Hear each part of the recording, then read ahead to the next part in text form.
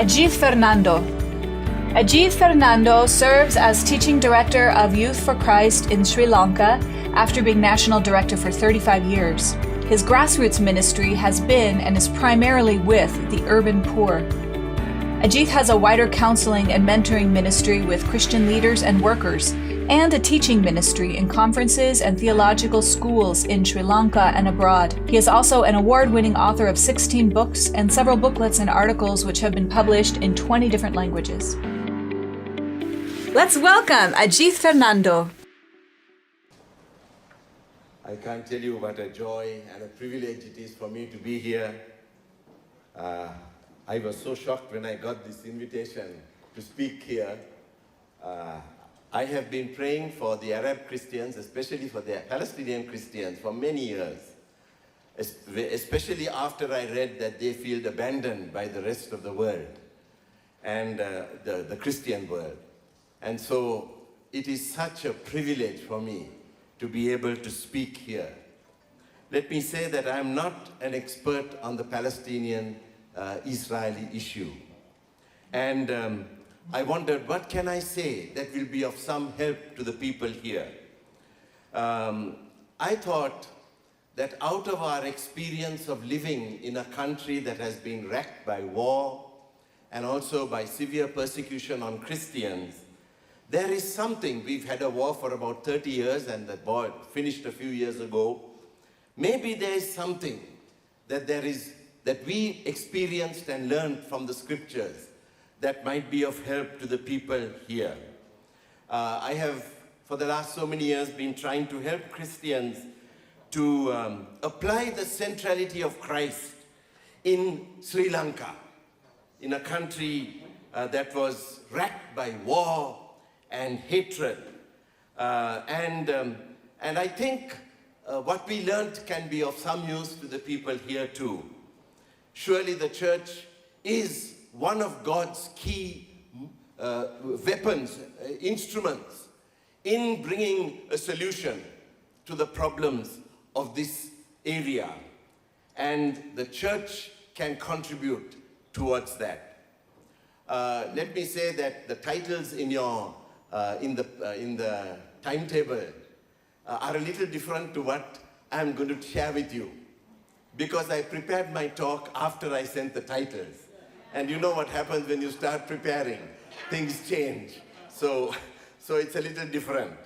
Let me just start with a small introduction to Christ as being the center point and climax of history, and then go to one aspect of participating with Christ's mission, which is sharing in his sufferings. Christ, of course, is the clue to understanding human history. His work is the center point of history. His triumph is the climax, is going to be the climax of history. The preaching of his gospel determines the end, the end of history. For example, Matthew 24:14 says, "This gospel of the kingdom shall be preached to the ends of the earth, and then the end will come." In 1 Corinthians 15, 24 to 25, it says that the end is going to come after Jesus rules till he has put all his enemies under his feet, and he has destroyed every rule and authority and power. And so we look for the day that Revelation 11:15 talks about, when one day the kingdom of this world will become the kingdom of our Lord and of his Christ, and he shall reign forever and ever. Now this shapes our attitude to life and service. We are participating in God's program. Our actions contribute to the building of the kingdom. So in Romans 8:17, that's the passage I'm going to look at, Romans 8. In Romans 8:17, he says that we are fellow heirs with Christ, so that we can, that we are fellow heirs with Christ. We'll talk about the rest later. So we are called to carry forward the mission of Christ. So Jesus said, "As the Father has sent me, I have sent you."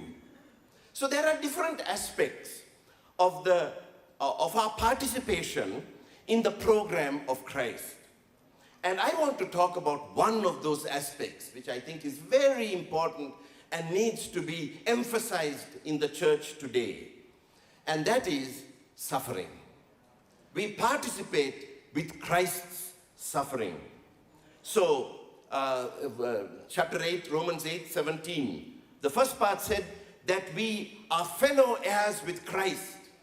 And then the second part says, provided we suffer with him in order that we might be glorified with him. That's part of the aspect of the path to glorification, suffering with Christ.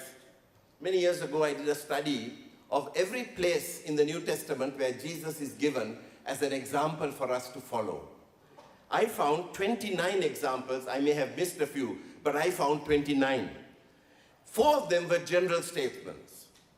Follow me as I follow Christ and things like that. 4 of them spoke about the meekness, the gentleness, and the forgiveness of Christ. 6 of them spoke about Jesus as servant. 2 of them as suffering servant. 15 others were about following Jesus in suffering. And then you take the 2 suffering servant ones and you end up with 17 out of 29. And if you put the servant, all the servant ones, the suffering and the servant brings up 21 out of 29 passages. So when we think of following Christ, one of the key features of following Christ is suffering. He was a suffering servant, and we are called to be suffering servants in this world. So verse 17 says, we are fellow heirs if we suffer with him. Of course, this is an aspect of our communion with Christ. Philippians 3:10, Paul desires to be one with Christ. He desires the fellowship of sharing in Christ's suffering. Paul, of course, found this out right at his conversion, when Jesus spoke to him and said, Saul, Saul, why are you persecuting me? Paul was shocked to realize that he was hitting the church and Jesus was feeling the pain. The church and Jesus had become one in suffering. So these are 2 aspects of the Christian value system.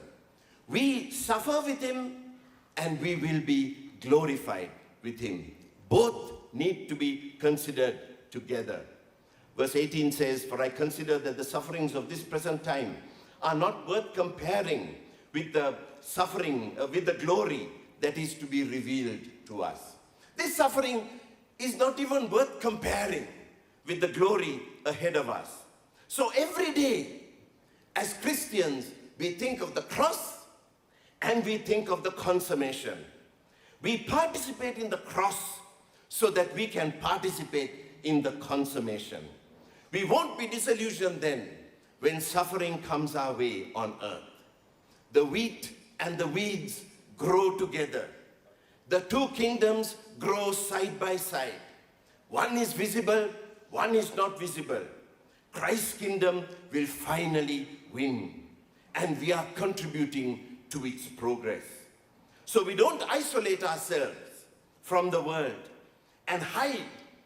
We get involved in life here in society, in our society, and are not deterred by the price that comes from doing so. Verse 19 tells us that the consummation includes the revealing of God's children.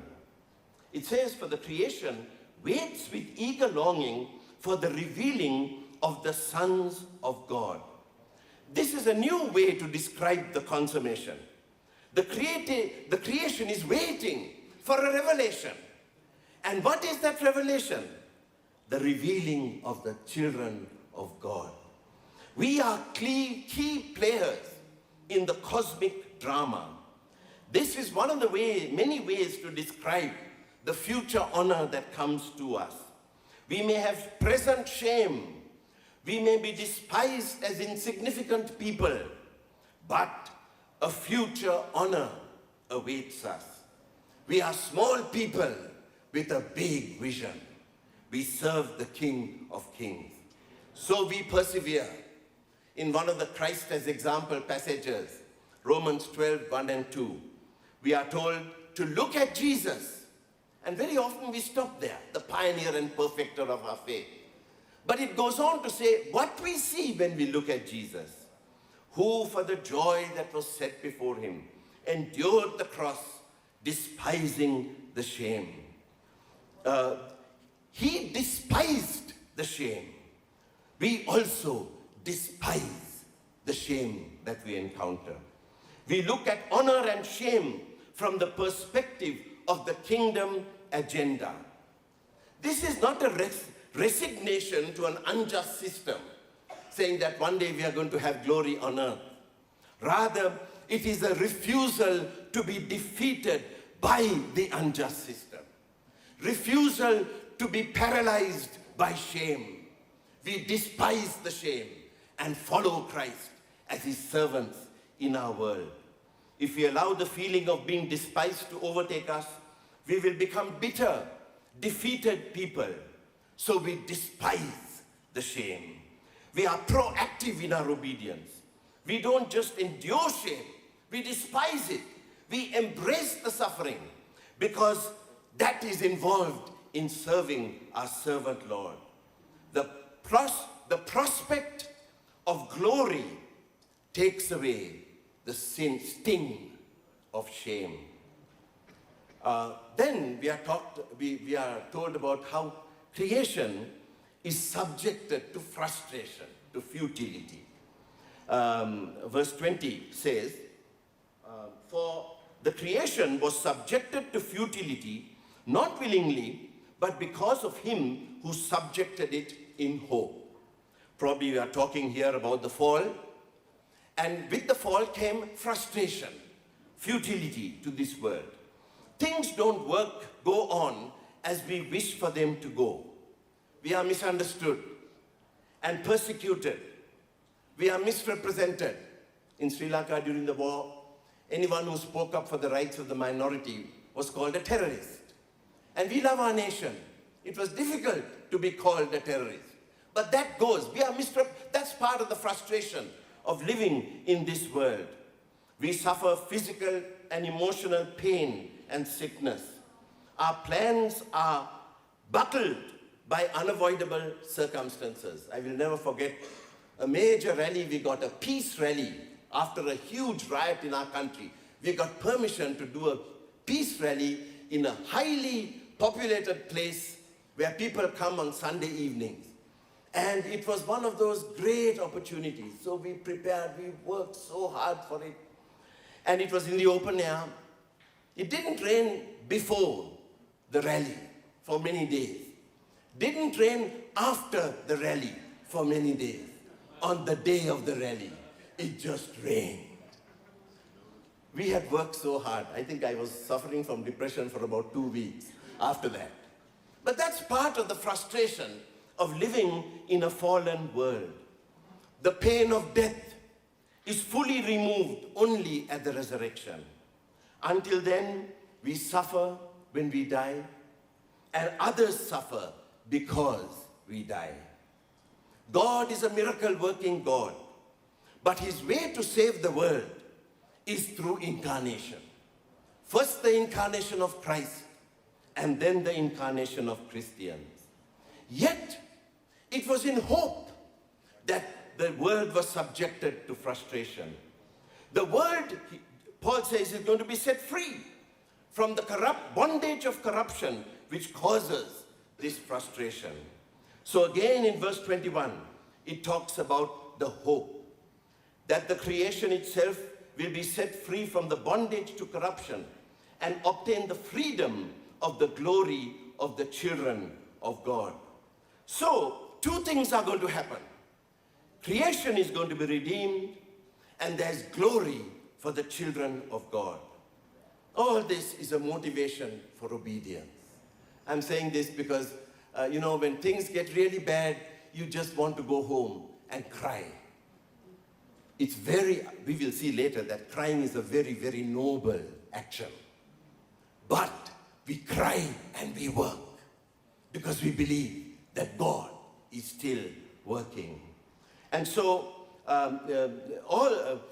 this is the wisest investment we can make while we are on earth.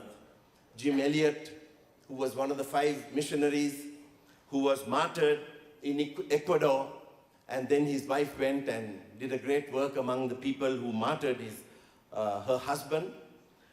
Jim Elliot said, "He is no fool who gives up what he cannot keep to gain what he cannot lose." He is no fool who gives up what he cannot keep to gain what he cannot lose. Verse 22, "For we know that the whole creation has been groaning together in the pains of childbirth until now." Talks about the creation groaning. It's in the pains of childbirth. So again, the aspect of hope is here. The groaning is going to be ended with the childbirth, with the glory of childbirth.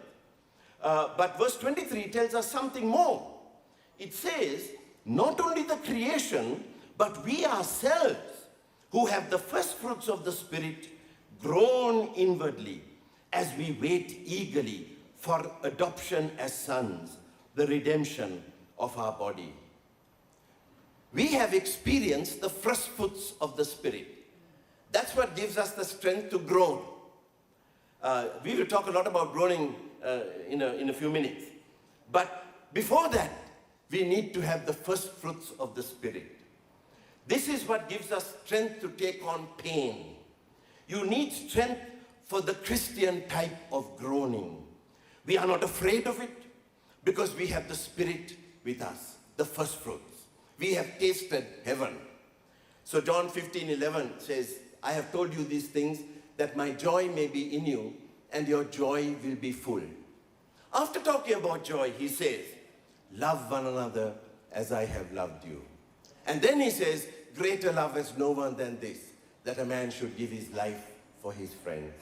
So first the joy, and then the sacrificial service.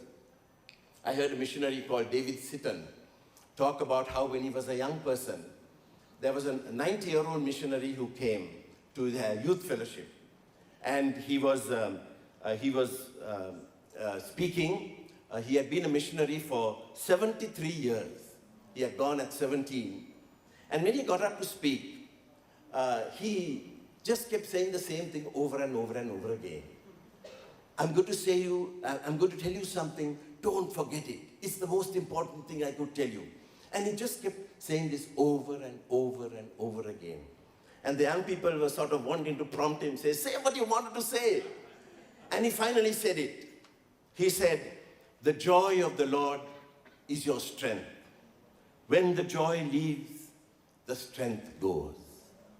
And then he went and sat down. So we have to maintain the joy of the Lord. Disciplines to maintain the joy of the Lord, which enables us to go into a hurting, bruised world and to groan with this world. So we groan.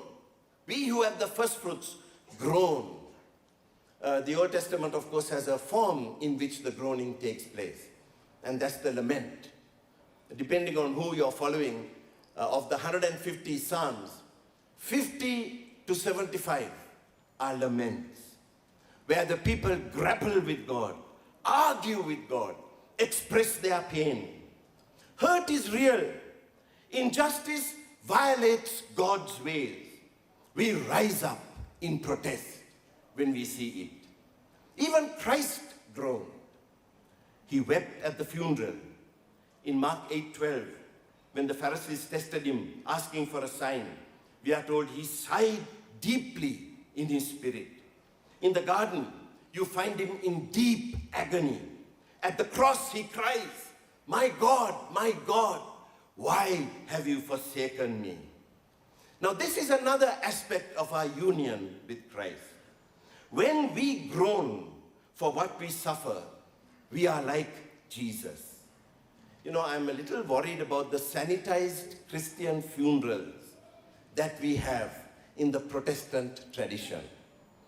I think it's no lament.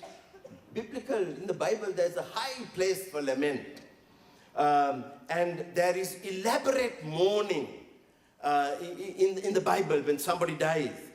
And Buddhists in Sri Lanka think we dishonor our dead by the way we have our funerals. Christians are not afraid of sorrow. We are, and of righteous anger. So we can groan. But we groan to God, who knows our pain. And that's what takes away bitterness, and that's what gives us comfort. I was in Northern Ireland about 7 years ago when my wife called me just before I was going to speak at a meeting. And she told me the results of some tests that we thought were very inconsequential, but it turned out that she was having cancer. And I was alone in Northern Ireland, and I was devastated. I preached. 15 minutes after I got the news, I had to preach.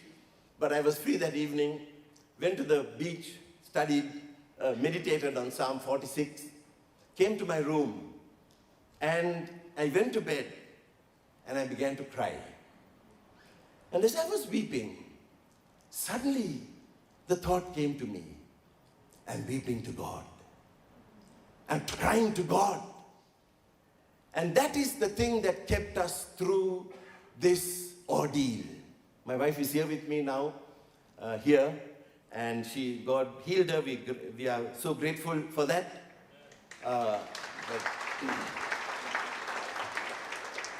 But all through that time we would say, where would we be if Jesus wasn't with us? Where would we be? So the interesting thing in verse 26, we are told that the Spirit intercedes for us with groanings that cannot be uttered. So not only do we groan, the Spirit is so in touch with us that that verse talks about weakness, not knowing how to pray, that when we groan in our weakness, the Spirit comes so close to us that He also groans with us. So groaning is something honorable, and even God does it. How important to remember this in a world that has been so influenced by the importance of appearance and always having to look good in front of people. We open ourselves to God, and He comforts us in the process. So this is a key Christian idea. Don't feel bad about feeling bad. That's who a Christian is. Paul Tournier wrote a beautiful book after the death of his wife. Paul Tournier is considered the father of modern Christian counseling. The book was written after his wife died. It was called Creative Suffering. And in that book, he talks about how his parents died. Mother when he was a little child. A father, I think, when he was a teenager. And now his wife of many years has died. And he says, the human constitution is constitutionally contradictory. We do unexpected things. And then he says, I can honestly say that I live with a great grief, and I am a happy man. I live with a great grief, and I am a happy man. Maturity is being able to combine joy with a broken heart. Toyohiko Kagawa, great Christian social reformer and evangelist in Japan, once thought he was going blind. He didn't go blind, but he thought he was going blind. And he wrote this when he found this out. The darkness, in the darkness, I meet God face to face. So we look at suffering as an opportunity to experience more of God. How much depth of experience of God people forfeit when they avoid suffering. You know, some of my friends, especially my friends in the West, when they know that I'm going through a bit of a difficult time, suffering from stress and strain, they interpret it as being the stress that comes from drivenness and from competitiveness. Paul talks about another stress that comes from being close to people who are suffering.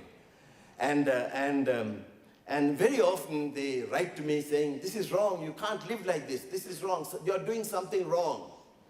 And I just want to ask you to be careful of such people, because they can take us away from the path of obedience, and we can miss God's best for us. Now, groaning is an alternative to quitting. If you haven't brought in a theology of suffering into your life, when it comes, you think something is wrong, and you say, no, this is not where God wants me to be, and you leave. We have permission in the Bible to express our pain. We don't see pain as a mistake. We see pain as part of life. Some say this is wrong and quit. And they leave hard places and they give up the battle. Many of my friends have told me, we had a terrible time in 1989 when we had a terrible revolution in addition to the war. Children didn't go to school for 6 months, and there were all sorts of job offers that were coming my way and abroad. And they told me, you have sacrificed a lot to stay in Sri Lanka. I don't think I have sacrificed anything, because the happiest place to be is where God's will is. That's the happiest place. And I think when we serve God in the difficulties, in the hardships, if we know that there is meaning here, then we can give up, go on without giving up. The problems, the frustration, the pain, the groaning goes with the call. We embrace it, looking forward in hope, believing that it is meaningful. Let me also say that groaning is different to grumbling. Groaning is the cry of the obedient. Grumbling is the cry of the disobedient. People who don't want to accept their leader, for example, are always grumbling about the leader. Or who reject the tough road ahead, they will grumble. Now finally, let me say, verses 24 and 25 focuses in on this aspect of hope. It says, for in this hope we were saved. Now hope that is seen is not hope, for no one hopes, for who hopes for what he sees? He's saying that hope is a basic feature of the Christian gospel. In this hope we were saved. Faith is trusting God. Hope is trusting God in the dark, when you cannot see ahead. And ours is a religion of hope. During our years of war in Sri Lanka, we always kept our youth clubs open. And in these youth clubs, education was going, the schools were closed, but we continued our education to poor children. We had sports. People knew that as long that all day, except at night, people could come and play in our facilities. And at night they would stay and study. We would provide opportunities for them to study in the office. And so during the war, we wanted to give people this sense. One of our things was our centers are places of hope. We haven't given up on Sri Lanka. So keep your gardens nicely. Keep the place as if we are living in a beautiful place. There is hope in Christianity. Verse 28 talks about this. In all things, God works for the good. And verse 25 talks about a key consequence of hope. It says, but if we hope in what we do not see, we wait for it with patience. I've been amazed at how important patience is to the Christian life. There are two basic word groups that talk about patience. One is hupomone, which is sometimes translated as endurance, and the other one is long-suffering, which is macrothumia, which is sometimes translated as long-suffering or patience. These two word groups, when you take them, the verb and the noun, and see how many times it's applied to believers, 61 times. The New Testament tells believers to be patient. Obviously, it's a key concept of the Christian life. It is a word that is used in the battlefield, of persevering in battle. This is not just dumb resignation, what to do, this is the will of God. No, it is a belief that says that God is working through this for good, and I'm going to participate with God in bringing out this good that He has for us. I looked at 5 areas of hope, 5 ways in which hope expresses itself. Firstly, obedience without breaking principles. We don't lie and steal to get out of a tough situation. We refuse to take revenge in our cultures. Not taking revenge is to bring dishonor to your family, but we refuse to disobey. We refuse to use violence to achieve our ends. Secondly, praying without giving up. You know, there are so many setbacks as we go through life. During the war, I remember once we were having a prayer meeting and praying for the country. And one of our members, a Buddhist convert, said, "Why are we praying? Nothing is happening.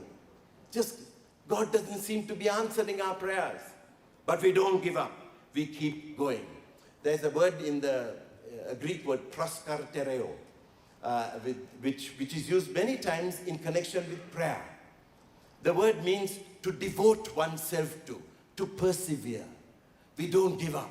We persevere in prayer. Then, thirdly, refusing to panic and lash out.